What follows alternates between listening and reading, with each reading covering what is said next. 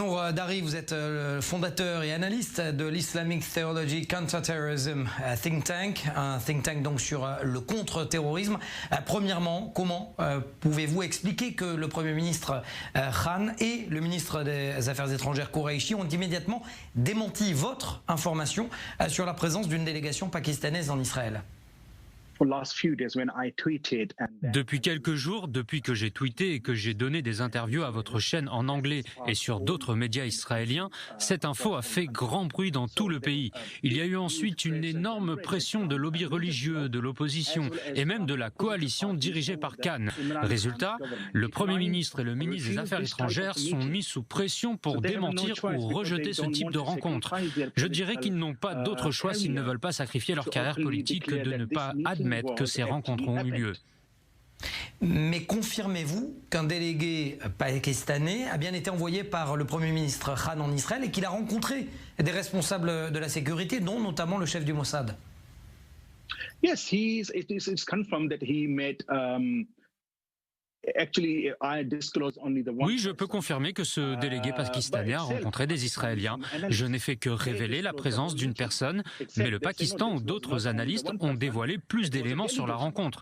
C'était une délégation pakistanaise partie de Grande-Bretagne qui s'est déplacée en Israël. Ils n'ont pas fait que rencontrer des diplomates et des politiques, mais également des hauts responsables de la communauté des renseignements. Et mes sources m'ont confirmé qu'ils ont bien rencontré le chef du Mossad. Est-il vraiment réaliste de penser que le pays perd de la bombe nucléaire, le pays qui a vendu ses techniques à l'Iran notamment, accepterait de normaliser ses relations avec Israël?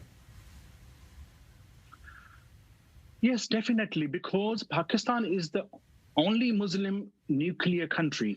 Oui, bien sûr, parce que le Pakistan est le seul pays musulman à posséder la puissance nucléaire. Mais c'est aussi le seul pays détenteur du nucléaire qui n'a pas menacé Israël, directement ou indirectement. So therefore, there are no any the conflicts directly indirectly involved. Israël n'a jamais menacé le Pakistan non plus. Il n'y a pas de conflit direct entre les deux pays. Mais si vous regardez de près, les services de sécurité pakistanais et israéliens ont collaboré sur plusieurs opérations au cours des dernières décennies, sur plusieurs missions anti-djihadistes. Pardon, Nour Dari, vous êtes en train de me dire que les services secrets pakistanais et israéliens coopèrent et ont coopéré? Yes, of course they collaborated and they still are collaborating. Oui, bien sûr qu'ils ont collaboré et le font toujours aujourd'hui dans la région. On parle de missions très sensibles où le Mossad ne peut opérer sans l'aide des services secrets pakistanais et l'inverse est aussi vrai. Si vous regardez du côté de la première guerre soviéto-afghane, des armes israéliennes transitaient par la Tchécoslovaquie et étaient acheminées vers l'armée pakistanaise. Des armes qui ont pu servir aux moudjahidines afghans contre les troupes soviétiques. Des agents formateurs de la CIA et du Mossad étaient très impliqués auprès des agents pakistanais et ont entraîné des moudjahidines. Ces faits ne peuvent pas être niés. So these histories are real and facts they cannot be denied. And I'll tell you in this news, I can tell you the one very like breaking news.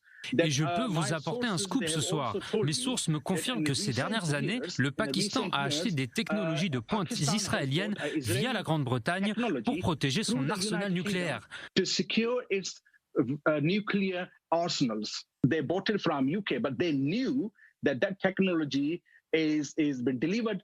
Le Pakistan a bien sûr acheté ces technologies depuis le territoire britannique, mais il savait pertinemment que ces technologies ont été délivrées par Israël aux mains des plus hauts responsables du programme nucléaire pakistanais, comme le Dr Khan.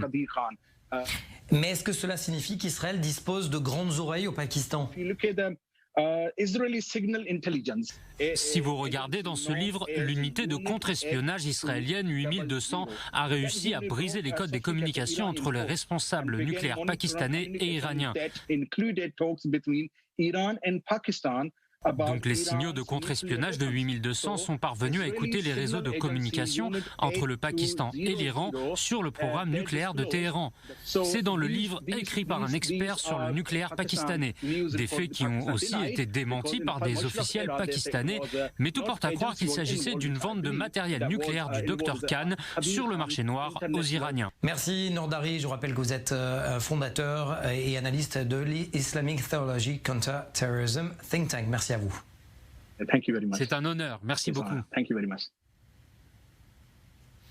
Précisons que nous avons contacté le ministère des Affaires étrangères israélien qui n'a pas souhaité réagir. Et donc les propos de Nour Dari, expert antiterroriste pakistano-britannique, sur le fait qu'Israël aurait vendu des techniques de protection au Pakistan via la Grande-Bretagne de ses installations nucléaires, n'engagent que lui et n'ont donc pas été confirmés par les autorités israéliennes compétentes.